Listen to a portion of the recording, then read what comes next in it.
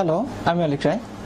আজ আমরা data communication and computer networking এর খুবই গুরুত্বপূর্ণ একটি part conception of data communication অর্থাৎ ডেটা কমিউনিকেশনটা কিভাবে হচ্ছে সেটা সম্পর্কে বিস্তারিত আলোচনা করব। তো প্রথমেই কমিউনিকেশন কথাটার সঙ্গে আমরা একটু পরিচিত হওয়ার চেষ্টা করি যে অ্যাকচুয়ালি কমিউনিকেশন বলতে আমরা কি বুঝি। তো যেমন আমি যদি আমার কোনো বন্ধুর সঙ্গে কথা বলি, সেক্ষেত্রে আমরা কি করছি, দেখা যাচ্ছে যে আমি আমার কোনো একটা বন্ধুর সামনে দাঁড়িয়ে বা কোনো একটা বন্ধুর সঙ্গে মোবাইল ফোনে বা দেখা যাচ্ছে মেসেঞ্জার, হোয়াটসঅ্যাপ, ভাইবার অথবা ইমোতে কথা বলছি। তো সেক্ষেত্রে দেখা যাচ্ছে যে আমি আমার বন্ধুকে কিছু বলছি, সে সেটা শুনছে, তার পরিপ্রেক্ষিতে সে কোনো একটা রিপ্লাই দিচ্ছে। এভাবে কিন্তু কি হচ্ছে, আমরা পরস্পরের সাথে যোগাযোগ করছি এবং দেখা যাচ্ছে যে কিছু তথ্য বিনিময় করছি। এই যে টোটাল প্রসেসটাই কিন্তু আসলে কমিউনিকেশন। তো যেহেতু আমরা ডেটা কমিউনিকেশন কনসেপ্টটা নিয়ে আলোচনা করছি, তো এখানে ডেটা কমিউনিকেশনের ক্ষেত্রে বা প্রপারলি যদি আমরা ডিজিটালাইজ কমিউনিকেশনের কথা চিন্তা করি, তো তাহলে কমিউনিকেশন করতে গেলে পরে যে জিনিসটা সবচেয়ে আগে দরকার সেটা হচ্ছে যে কমিউনিকেশন সিস্টেমটা আমাদের খুব ভালোভাবে প্রয়োজন হবে, অর্থাৎ আমরা কিভাবে কমিউনিকেশন করছি সেটা। এবং দ্বিতীয়ত হচ্ছে কমিউনিকেশন করার জন্য দুইটা মিডিয়াম আমাদের অবশ্যই লাগবে বা দুইটা ডিভাইস আমাদের অবশ্যই লাগবে। তো এক্ষেত্রে আমরা খুব সিম্পলি কমিউনিকেশন বা ডেটা কমিউনিকেশনটাকে উপস্থাপন করার জন্য এখানে দুটি কম্পিউটারের ছবি এঁকে রেখেছি। তো আমরা ধরলাম এটা আমাদের ফার্স্ট কম্পিউটার এবং এটা হচ্ছে আমাদের সেকেন্ড কম্পিউটার। আমরা কি করছি, এই দুইটা কম্পিউটারের মধ্যে কমিউনিকেশন করব। তো সেক্ষেত্রে আমরা অ্যাট ফার্স্ট যেটা করব সেটা হচ্ছে যে আমি ধরে নিলাম যে আমার ফার্স্ট যে কম্পিউটার, সেই কম্পিউটারটা কি করবে, আমার সেকেন্ড কম্পিউটার থেকে কিছু ডেটা পাঠাবে। তো অ্যাকচুয়ালি টোটালি বা খুব ভালোভাবে কমিউনিকেশন করার জন্য আমাদের পাঁচটা উপাদান দরকার, অর্থাৎ একটা প্রপার বা সার্থক কমিউনিকেশনের জন্য পাঁচটা সিস্টেম বা পাঁচটা টপিক আমাদেরকে ভালোভাবে জানতে হবে। তো সেই পাঁচটা টপিকের মধ্যে অ্যাট ফার্স্ট যে টপিকটা সেটা হচ্ছে মেসেজ। তো আমি আমার কোনো ফ্রেন্ডের সঙ্গে কমিউনিকেশন করছি, তো যদি আমিও নির্বাক থাকি বা আমার ফ্রেন্ডও যদি নির্বাক থাকে, তো তাহলে কিন্তু আসলে সেখানে কোনো কমিউনিকেশন হবে না। তো অ্যাট ফার্স্ট কি করতে হবে, কমিউনিকেশনের জন্য আমাকে কি করতে হবে, একটা ইনফরমেশন এক স্থান থেকে ওই স্থানে সেন্ড করতে হবে। এই যে ইনফরমেশনটা, এই ইনফরমেশনটাকে কিন্তু অ্যাকচুয়ালি বলা হচ্ছে মেসেজ। এখন প্রশ্ন হচ্ছে মেসেজ কেমন হতে পারে। মেসেজটা হতে পারে কোনো টেক্সট হতে পারে, যেমন আমরা যখন কোনো এসএমএস করি, টেক্সট এসএমএস করি।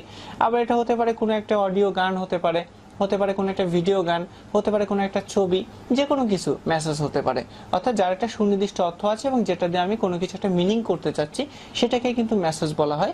এবং সেক্ষেত্রে বলা যেতে পারে যে একটা সার্থক কমিউনিকেশনের জন্য ফার্স্ট যে এলিমেন্ট আমাদের প্রয়োজন, সেই ফার্স্ট এলিমেন্টটাই হচ্ছে মেসেজ।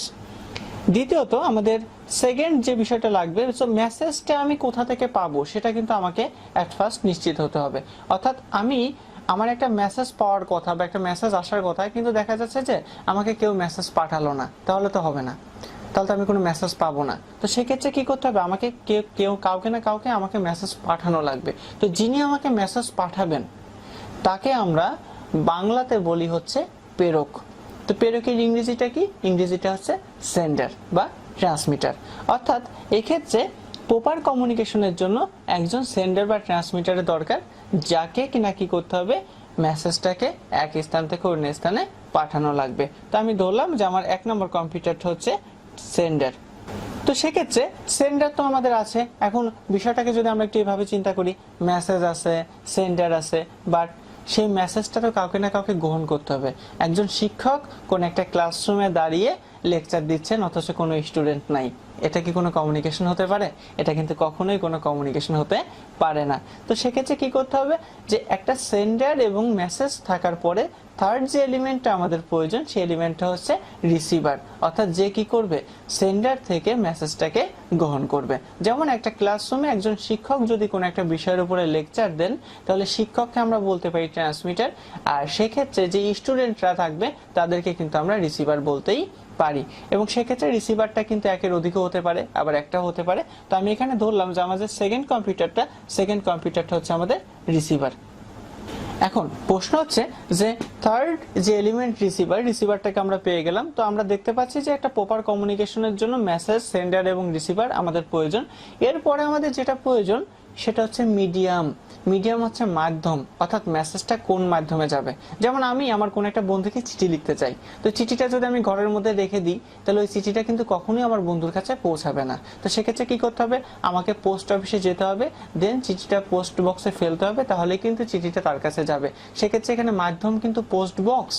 তো একইভাবে আমাদের যখন কোন একজন শিক্ষক কোন ক্লাসরুমে তার স্টুডেন্টদের উদ্দেশ্যে লেকচার দেন, তখন শিক্ষকের মুখ থেকে যে মেসেজটা স্টুডেন্টদের কাছে যায় সেখানে কিন্তু মিডিয়াম হিসেবে ইয়ার কাজ করে বা বায়ু কাজ করে, বায়ু মিডিয়াম বা যেটাকে আমরা বায়ু মাধ্যম বলে থাকি।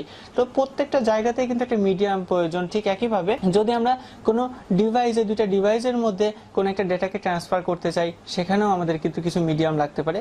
এখন প্রশ্ন হচ্ছে মিডিয়াম দুই রকম হতে পারে, একটা হচ্ছে তারবিহীন মিডিয়াম এবং দ্বিতীয়ত হতে পারে তার যুক্ত মিডিয়াম। তাহলে কি হচ্ছে, আমাদের দুইটা জিনিস লাগবে।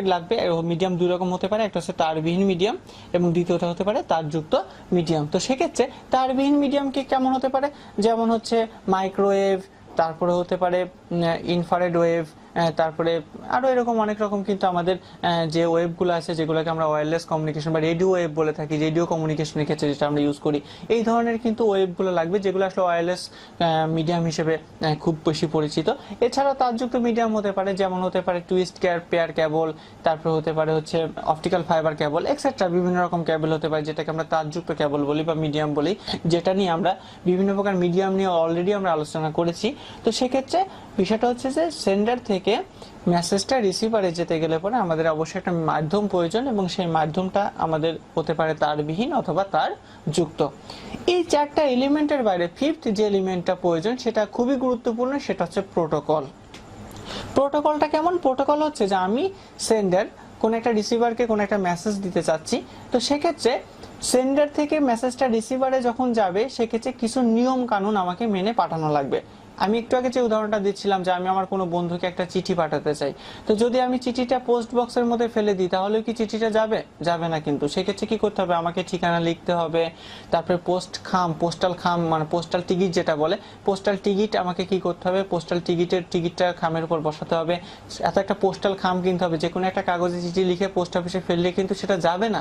সেক্ষেত্রে এই যে কিছু নিয়ম কানুন মেনে কিন্তু আমাকে কি করতে হচ্ছে, একটা জায়গা থেকে আরেকটা জায়গাতে চিঠিটা পাঠানো লাগছে। বা ইদানিং আমরা কুরিয়ার সার্ভিসের সাথে খুব বেশি পরিচিত, কুরিয়ার সার্ভিসের ক্ষেত্রেও কিন্তু আমাদের প্রেরকের মোবাইল নাম্বার, তারপরে দেখা যাচ্ছে যে আমাদের টাকা পরিশোধ করতে হয়, বিভিন্ন রকম কিন্তু কিছু সিস্টেম অবলম্বন করে কিন্তু আমাদের ডেটাটাকে এক জায়গা থেকে আরেক জায়গাতে মানে মেসেজটাকে আমাদের এক জায়গা থেকে আরেক জায়গাতে পাঠাতে হয়। তো এই যে কিছু নিয়ম কানুন, এই নিয়ম কানুনটাকে বলা হচ্ছে প্রোটোকল। ঠিক একইভাবে একটা ডিভাইস থেকে আরেকটা ডিভাইসে যখন আমরা ডেটা ট্রান্সফার করব তখন আমাদের কি করতে হবে, কিছু নিয়ম কানুন মেনে সেটা অ্যাপ্লাই করতে হবে।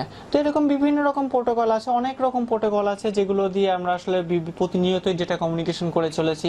যেমন হতে পারে TCP protocol, IP protocol, internet protocol বলে যেটাকে আইপি প্রোটোকল।